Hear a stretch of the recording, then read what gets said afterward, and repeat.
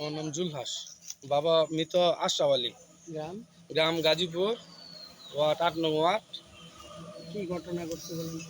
এই জায়গা এইখান দিয়া একটা মানে 16 ফিট একটা রাস্তা আছে, এটা বুঝাইতেছে আমারে চাচারা যে 24 ফিট একটা রাস্তা।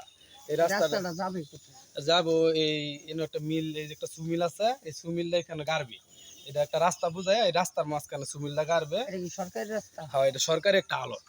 আর তারা বুঝাইতে 24 ফিট, কিন্তু আসলে এটা সরকারি আলট হলো 16 ফিট কাগজে আছে। আর আর এই রাস্তাটা এখন তো যায় রেখে তার এই বাড়ি পর্যন্ত গেরা শেষ।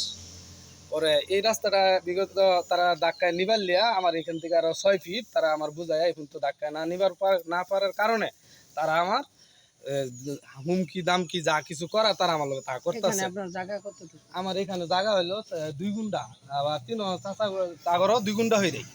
এখন আপনার জায়গাটা কত ফিট রাস্তা চাইতেছে? আমার আমার ব্যক্তিগত জায়গার উপরে যা রাস্তা যাইতেছে আরো 6 ফিট, 8 ফিট। আর এই রাস্তাটা কোন পর্যন্ত যাবে? এই রাস্তাটা যাইবো এই সুমিল গাড়বো এই পর্যন্ত। এই সুমিল্লা এখানে সরকারি আলোর উপরে গাইরা আমার এই ব্যক্তিগত রাস্তার উপর গাড়বার চাইতেছে। মানে তাদের সুযোগ সুবিধার জন্য? হ্যাঁ, তাকে সুযোগ সুবিধার জন্য না আমার হুমকি দামকি যা করার তারা হুমকি দেয়? এটা আনিছে আনিস কি হয় আপনার? আমার চাচা।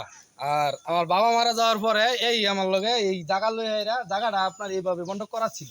এই জায়গাটা এইভাবে বন্ধক করা ছিল, পরে তারা হুমকি দামকি করে জায়গাটাও এনতে নিচে গা নেহারা পর আমার এইভাবে বুঝাই দিছে। মানে এই বুঝানি দেওয়ার পরও এখানেও তারা যাতাযাতি করতেছে। আর এখানে কতগুলি গাছ গুছালি আছে আপনার, ওই যে এইগুলা গাছ আপনার রাইতের আধারে সব কিছু তুললে নিচে গা রাস্তা করবো। এই দেখেন এই কলা গাছগুলো স্বয়ং সম্পূর্ণ কলা গাছগুলো দেখছি কাটছি। এই যে কলা গাছগুলো কাটবে আপনার রাতের আধারে সব কিছু হাঁটছে।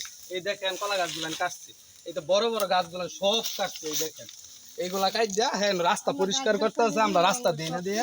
এই দেখেন এই বড় বড় গাছগুলো এই দেখেন অবস্থা আজকে এটা 7 বছর ধরে আমারে এগুলো করতেছে। কি আপনি ইউনিয়ন পরিষদ অথবা থানায় কোনো সালিশ দিচ্ছেন? না, ইউনিয়ন পরিষদ আর থানায় সালিশ দেয় নাই।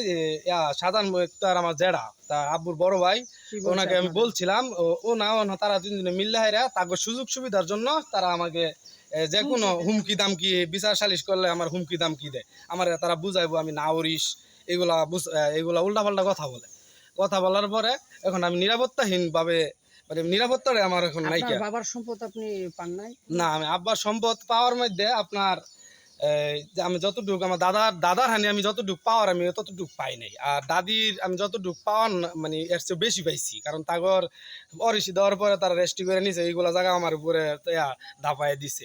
রাস্তাখানি খেতগুলা ওরা সবকিছু বন্ধ করে নিছে। রাস্তা আমি চাইতেছি আমার 6 সম্পূর্ণ জায়গার যে আমি দাদার যে 4টা অংশ করে যে আমি একটা অংশ পাই, আমার বাবার অংশটুকু আমি চাই। আমার দাদি 4টা বন্ধক করে এরা আমার একটা অংশ যে আমি পাই, এটা আমি পাই, আমারটা আমি চাই। আর এই যে গাছের যে এই গাছগুলান কাটছে, এই গাছগুলান আমি বিচার চাই। আচ্ছা, এদিকে খেলায় দিকে আমার স্বামী মারা যাওয়ার পরে এইটুকু